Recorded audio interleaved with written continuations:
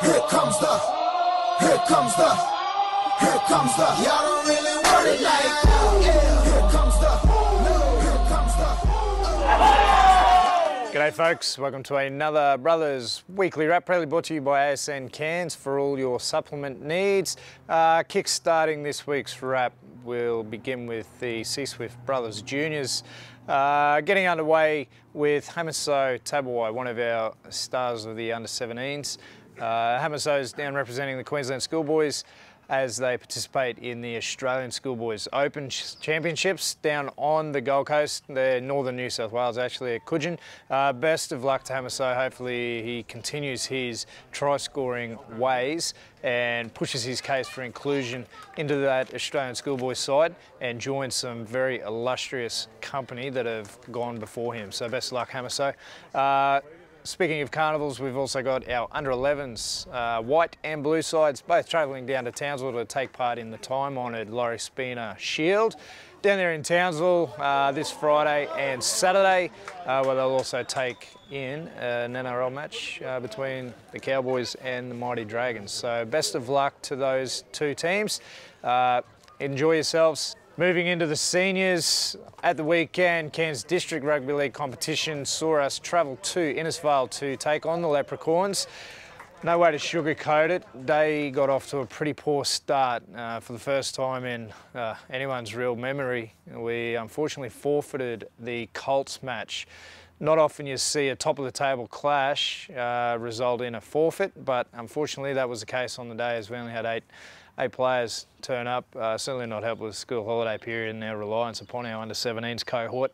It certainly wasn't good enough, but it does probably highlight some rather pressing issues within the league at the moment, and it's something that the league can no longer continue to keep their head in the sand around when a proud club such as ours, with a pretty strong history of results in that age group, currently reigning premiers and sitting top of the table this year, are forced into a situation where they do forfeit a match. So fingers crossed we're back on deck this week and we finish the season off strongly and we hold that trophy aloft at the end of the year. But I digress. Moving into our Tropic Wings reserve grade side.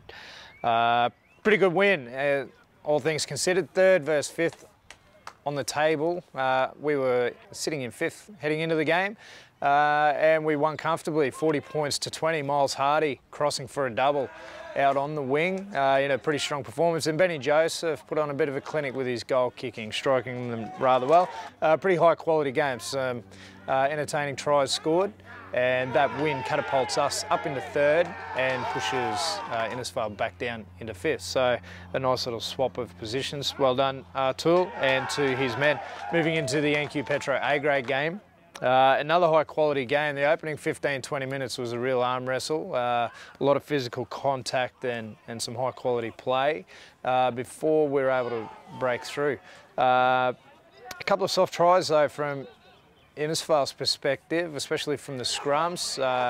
Young Gabe Tognolini showing a clean set of heels to race 80 metres to score before Broski Emery-Hunia scored similarly not long after. It was a 5-3 victory. I know Swaney will be a little concerned about the late fade out. 30-6 had a far better ring than the final score of 30 points to 18. But anytime you travel down to Innisfail to take on the Leps, to come away with the victory is always a fantastic thing. Lockie Parmenter scoring a nice try on the right edge off a short ball before Paddy Lewis crossed for a second half double. One following a beautiful deft kick from prop come halfback Corey Child, showing all of his sublime skills. To put it on the toe, Paddy capitalising with a nice little put down.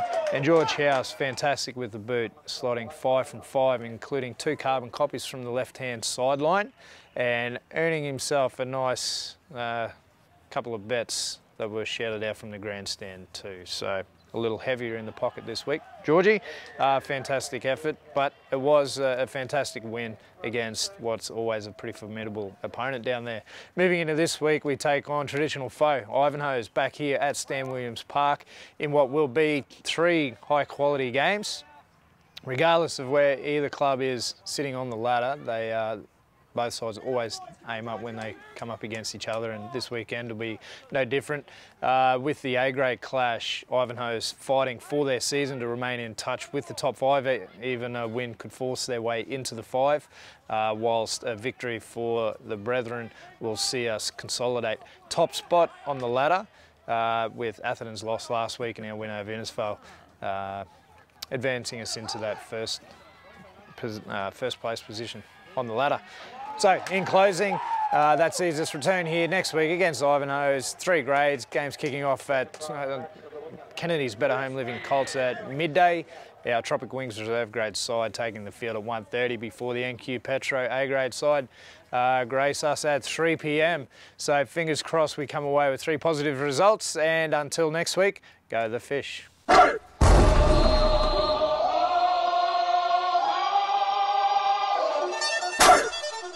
We get those little things out of our game, boys, the fucking pushing, the penalties when we got the ball, those things, and we play fucking tough, we play fucking grown-up football, we go all the way, okay? So fucking let's fucking go all the way, boys. Let's not fucking go away from what's working for us. That was good structure out there, boys. We were playing those options, we were fucking knew exactly what we had to do. It was good to see. Look, boys, I just had a couple to reiterate on that. Yeah, I haven't been here the last couple of weeks, but seen the score lines. But what you did out there, forget about their last 2 tries. The game was done and dusted. The coaches can sort that out. But that game of footy, that's what you need leading into the season. That is fucking premiership style footy, boys. I've got another little thing for you, eh? Mossman beat Atherton, so we go. Yeah!